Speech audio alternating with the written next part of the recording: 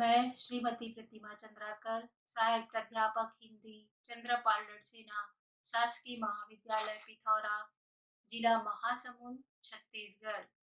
आज हम पढ़ेंगे कबीर की साखियाँ। कबीर की साखियों के अंतर्गत पहला अंग गुरुदेव का अंग।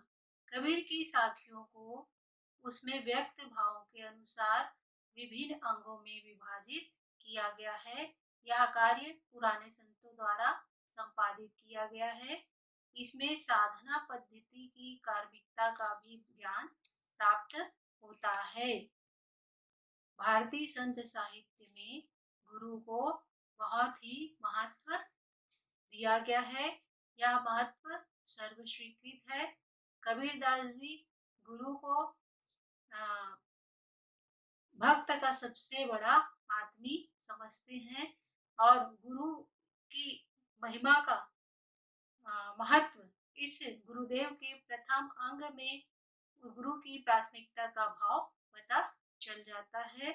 गुरु अपने आध्यात्मिक ज्ञान से शिष्य को मनुष्य से देवता भी बना सकता है। इसी भाव को कृतज्ञता के साथ कबीरदास जी ने प्रस्तुत किया है। तो आइए इस अंग की पहले दोहा को देखते हैं। सदगुरु की महिमा अनंत, अनंत किया उपकार, लोचन अनंत उघाड़िया, अनंत दिखावन हार। सदगुरु मने गुरुदेव ने, अनंत मने असीम। सदगुरु की महिमा बहुत ही असीम है।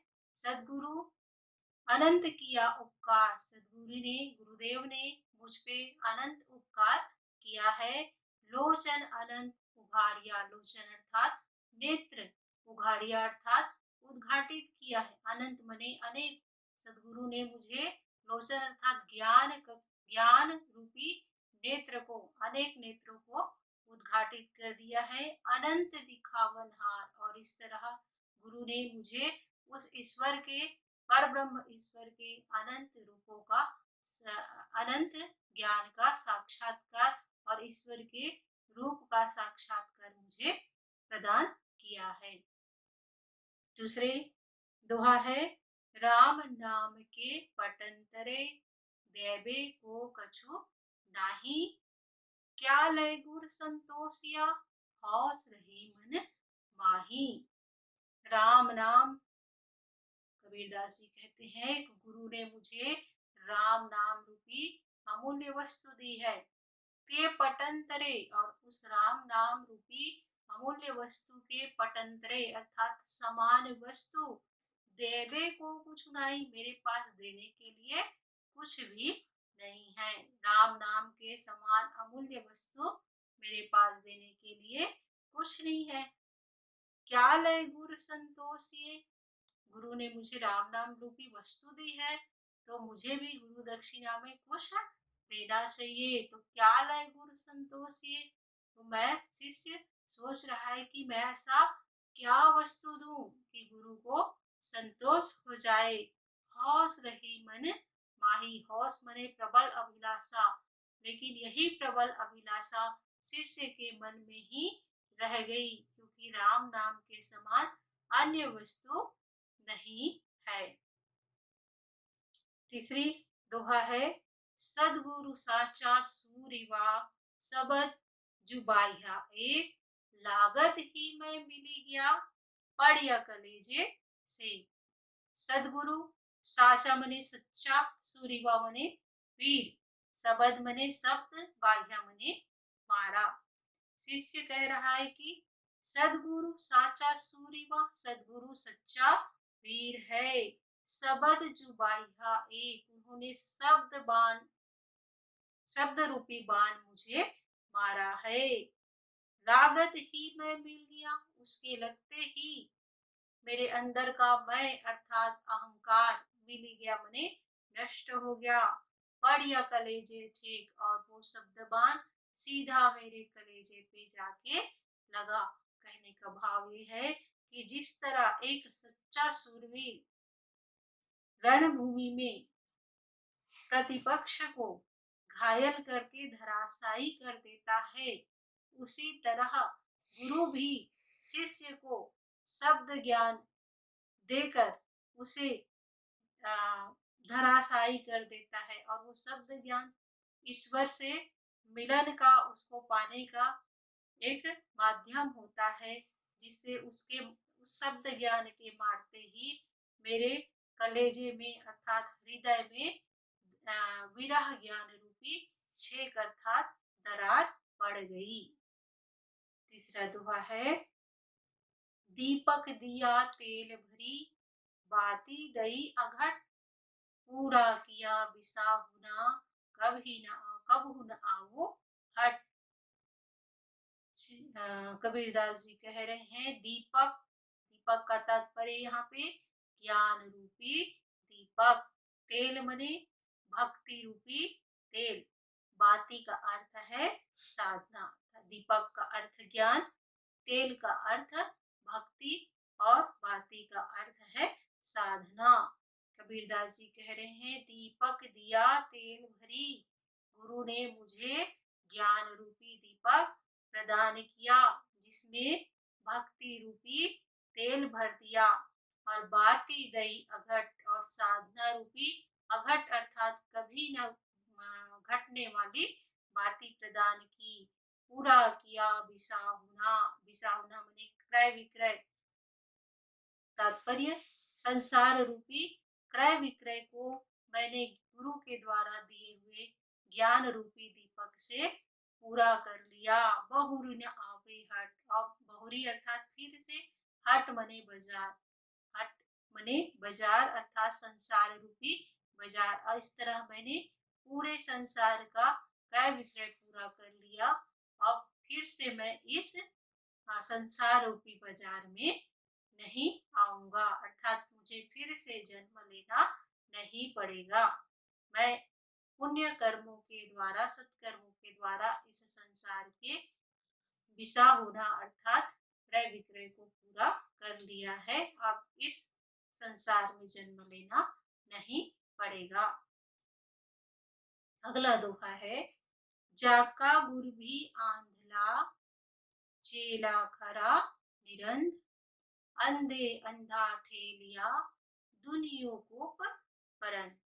कबीरदास जी कहते हैं जाका गुर भी आंधला, जिसका जो गुरु आंधला अर्थात दृष्टिहीन, यहाँ पे तात्पर्य है ज्ञानहीन, जो गुरु ज्ञानहीन है, चेला खरा निरंद, उसका चेला अर्थात शिष्य अर्थात अनुनायी भी कैसा होगा, निपट, खरा मने निरंध अर्थात दृष्टिहीन, निपट दृष्टिहीन होगा। जिसका गुरु ही ज्ञानहीन है उसका शिष्य भी कैसा होगा, निपट ज्ञानहीन ही होगा।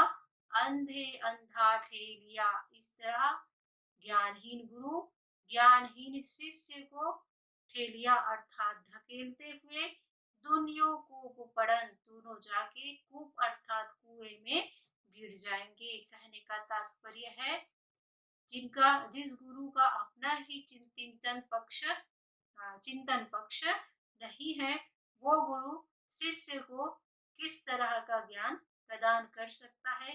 इस तरह ज्ञानहीन गुरु ज्ञानहीन शिष्य दोनों एक दूसरे को ढकेलते हुए विषय वासनाओं रूपी गर्त में जाके गिर पड़ेंगे। अगला दोहा है, 64 दीवा जुई करी, 14 चंदा माही, तिहि घर किसको चानिनेओ, जिहि घर गोविंद नाही।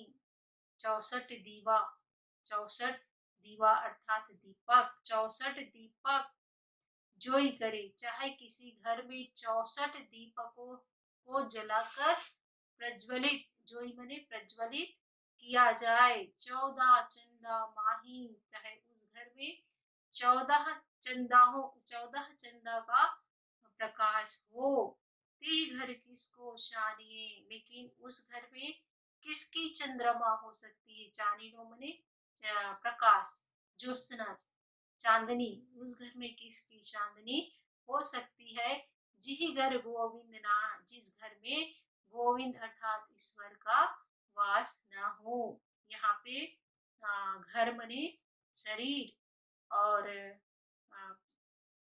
64 दीवा मने 64 कलाएं और 14 चंदा यहाँ पे प्रतीक रूप में लिया गया है। कहने का तात्पर्य यदि किसी के घर में 64 दीपक और 14 चंद्रमा की ज्योति भी प्रकाशित हो, लेकिन वहां पे ईश्वर का वास ना हो, तो वहां पे किसी और भी प्रकार का प्रकाश नहीं हो सकता है। अगला दोहा है, सदगुरु मिलिया त का भया, जे मनी पाड़ी भूल, पासी बिनंठा कापड़ा, क्या करे बिचारी चोर। कबीरदास जी कह रहे हैं, सदगुरु मिलिया त का भया, सदगुरु मिल भी गया है तो क्या हो सकता है। जे मनी पाड़ी भूल, भूल मने भूल, जे मनी पाड़ी भूल, जो शिष्य में ही बड़ी भूल है। शिष्य में भी इच्छा नहीं है, सीखने की ललक या अभिलाषा नहीं है। पासी बिनंठा कपड़ा, पासी मने मैला, बिनंठा मने नष्ट, कपड़ा, यदि कपड़ा जो है मैला होने के कारण ही भी नष्ट हो गया है, तो क्या करे बिचारी चोल। चोल मने मंजिट का रंग, तो उसमें मंजिट का रंग क्या कर सकता है। कहने का तात्पर्य है कि यदि गुरु मिल भी जाए और शिष्य में ही एकाग्रता नहीं है, ध्यान नहीं है, तो गुरु क्या कर सकता है। जिस प्रकार मैला कपड़ा नष्ट हो जाता है, तो उसमें मंजीठ का रंग नहीं चढ़ सकता है। उसी प्रकार शिष्य की उदासीनता होने पर गुरु भी क्या कर सकता है। गुरुदेव की क अंग के आखिरी कविता है, चौपड़ी मांडी चौहटे, अरद उरद बाजार, कहे कबीरा रामजन, खेलो संत विचार। चौपड़ी मने चौपड़ का खेल, मांडी मने मंडित है, चौहटे मने चौराहे में। यहाँ पे चौहटे का अर्थ हुआ संसार रूपी चौराहे में चौपड़ का खेल बिछा हुआ है। अरद उरद बाजार, और उस संसार रूपी चौराहे के ऊपर और नीचे बाजार है। कहे कबीरा रामजन, खेलो संत विचार। कबीरदास जी कहते हैं कि हे संतो, विचार पूर्वक इस खेल को खेलो, क्योंकि वहां पे अरद और उरद अर्थात ऊपर और नीचे बाजार है। यदि ऊपर की ओर जाएंगे तो पुण्य लोक की प्राप्ति होगी, और यदि हम नीचे बाजार की ओर आएंगे तो संसार रूपी चक्र की प्राप्ति होगी। इसलिए सोच समझकर विचार पूर्वक खेलो। ये है आप लोगों का बीए फर्स्ट ईयर का हिंदी साहित्य का प्रथम पाठ कबीर की साख्या के अंतर्गत गुरुदेव के अंग का ये कविता।